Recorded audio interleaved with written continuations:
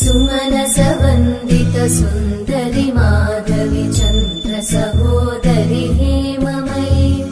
मुनिगणवन्दित मोक्षप्रदायिनि मञ्जुळवासिनि वेदनुते पङ्कजवासिनि देव सुपूजित सद्गुणवर्षिणि शान्तियुते जय जय हे मधुसूदन कामिनि आदिलक्ष्मि जय पालय माम्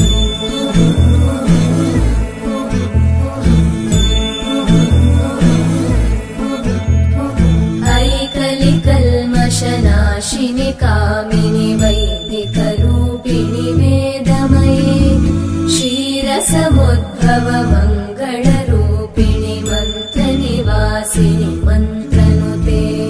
मङ्गलदायिनि अम्बुजवासिनि देवगणाश्रितपादयुते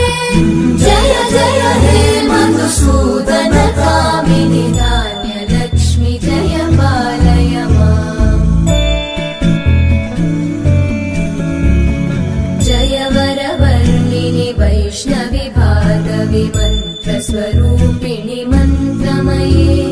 सुरगणपूजित शीघ्रफलप्रद ज्ञानविकासिनि शास्त्रनुते भवभयहारिणि